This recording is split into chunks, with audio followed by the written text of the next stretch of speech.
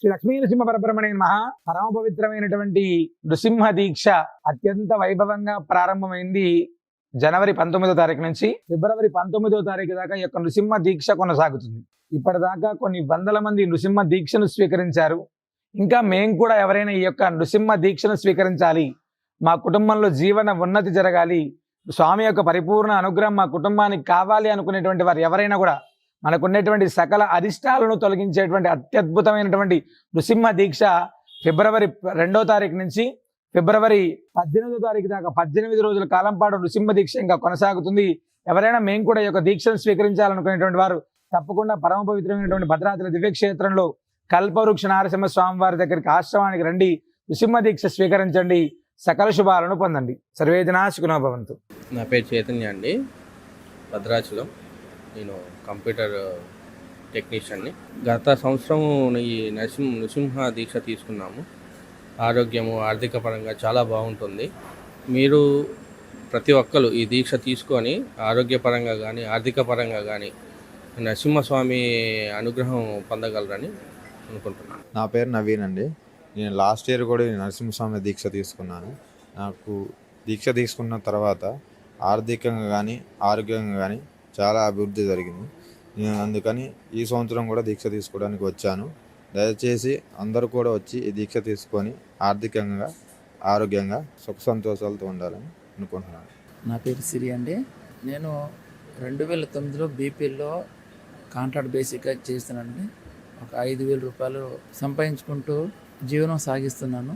అలాంటి టైంలో గౌరీ అని మా ఫ్రెండ్ మా ఇంటి పక్కనే ఉన్నారు. నాకు కొన్ని కష్టాలు ఉన్నాయి. ఆ కష్టాలకు ఇబ్బంది పడుతుంటే అతను తీసుకెళ్ళి గుడి దగ్గర పరిచయం చేశాడు. ఇప్పుడు 2016లో అప్పటి నుండి పరిచయం చేసినప్పుడు గుడికి వచ్చాను. గుడికి వచ్చిన తర్వాత 2017లో మాలేసుకున్నప్పుడు నేను ఒక ఆటో నడుపుకుంటూ ఉన్నాను. బీపీఎల్లో చేసుకుంటూ ఒక ఆటో నడుపుకుంటూ జీవనం సాగిస్తున్నా. 2017లో మాలేసుకున్నప్పుడు అప్పటి నుండి నాకు అయ్యగారు చెప్పినట్టు మాట వినుకుంటూ ప్రతి సంవత్సరం మాలేసుకుంటూ ఉన్నాను. అలాంటి మనిషిని ఒక చిన్న కారు కొనుక్కున్న ఒకటి అలా నేను జీవనం సాగిస్తూ బీపీలో చేసుకుంటూ ఆటో తోలుకుంటూ ఒక చిన్న కారు కొనుక్కొని దాన్ని తోలుకుంటూ అయ్యగారు చెప్పినట్టు ప్రతి సంవత్సరము దేవుని దగ్గర వచ్చి దీక్ష చేసుకుంటూ ఉండండి. అలాంటి మనిషి ఆ రోజు నుండి అయ్యగారు ఏది చెప్తే అది చేసుకుంటూ ఈరోజు నేను ఈ స్థాయిలో ఉన్నానంటే నాకు అయ్యగారు నరసింహస్వామినే ఈ విధంగా చేశారు.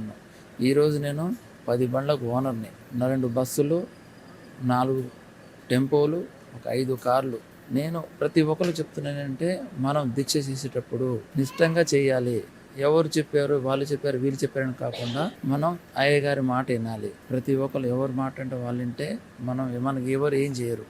అయ్యగారు మాట వినాలి, దేవుడి దగ్గర రావాలి, దీక్ష చేసుకోవాలి, దేవుని సర్గంలో ఉండాలి మనం. అది నేను కోరుకుంటున్నాను. నేను ఈరోజు ఈ స్థాయిలో ఉండడానికి కారణం కూడా నరసింహస్వామిని. నేను నరసింహస్వామి భక్తుడిని. ప్రతి సంవత్సరం మాలేసుకుంటాను. 2017 నుండి ప్రతి సంవత్సరం మాలేసుకుంటున్నాను. నర్సింహులు దోమల, హైదరాబాద్ అండి, బోయినపల్లి. సో ఇది సెకండ్ టైం మాలేసుకోవడం చాలా బాగుంది. జాబ్ కానీ ఆర్థికంగా కానీ అన్నీ బాగున్నాయి. ఆరోగ్యం కూడా చాలా బాగుంది. సో ఈసారి కూడా 32 డేస్ మాల వేసుకోవడం జరిగింది. లాస్ట్ ఇయర్ విప్రోలో పనిచేస్తాను, ఇప్పుడు ఇన్ఫోసిస్లో వర్క్ చేస్తున్నాను. సో చాలా సంతోషంగా ఉంది మాల వేసుకోవడం. ఒకప్పుడు వేరన్న, నాకు ఈ గుడి రాకముందు ఇది కూడా కట్టలేదు. అక్కడ పాత టెంపుల్ ఉండేది మనకి, ఇది అహోబిలం మఠం. అక్కడికి ఒకసారి వచ్చా, నా లైఫ్ ఇక టర్నింగ్ అయింది. ఎవరు చెప్పలేదు, నాకు నేనే మాలేసుకోవాలనేసి అనిపించింది అన్న. అప్పుడు నేను కేవలం ఒక 18 రోజులు వేసుకున్నా. తర్వాత నెక్స్ట్ టైం మళ్ళీ వేయాలనుకున్నా, కానీ అవకాశం రాలేదు. తర్వాత 3 సార్లు పెట్టుకున్నా అన్న. ఒకప్పుడు వేరుండే, ఒకప్పుడు ఒకసారి చేయడానికి వ్యవసాయం ఇబ్బంది పడేవాడిని, కానీ అలాంటిది ఇప్పుడు 2 సార్లు చేస్తున్నా. వ్యవసాయం కానీ అన్ని పనులు కానీ బాగా కలిసి వస్తుందన్న. మంచిగా ఉంటుంది. నాకు కాకుండా 10 మందికి చెప్తున్నా, నన్ను 10 మంది అసలు బాగుంటుందని నన్ను ఊర్లో కానీ అందరు అడగటం. అసలు దీని ప్రత్యేకత, అసలు నరసింహస్వామి అంటే అంత గొప్ప మహిమ గల స్వామి.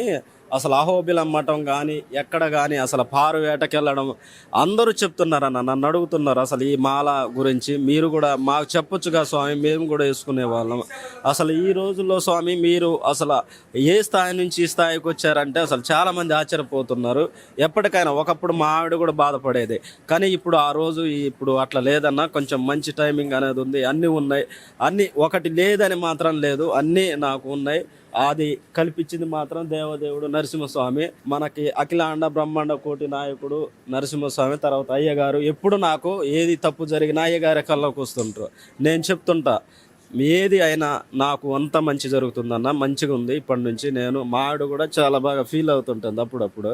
బాగుంది, ఎప్పుడైనా దగ్గర రాగానే ఎప్పుడు వేసుకుంటావు స్వామి అని మా ఊళ్ళే ముందు పోర్చ్ చేస్తుంటారు నన్ను. ఇది తప్ప నాకు అసలు ఇది వేసుకొని మా విలేజ్కి వెళ్తే నన్ను అందరూ అడుగుతూ ఉంటారు. మా తింపేట చుట్టుపక్కల్లో కానీ అసలు నన్ను నా పేరు తెలియని వాళ్ళు లేరు. నేను అక్కడి నుంచి అసరాపేట వరకు కూడా రాజకీయంగా ఎదిగి అంచెలంచెలుగా ముందుకెళ్ళే.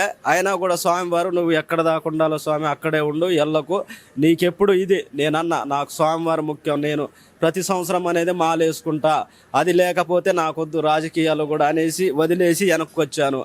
ఈరోజు కూడా నేను ఇక్కడ ఉన్నానంటే కేవలం నరసింహస్వామి అది.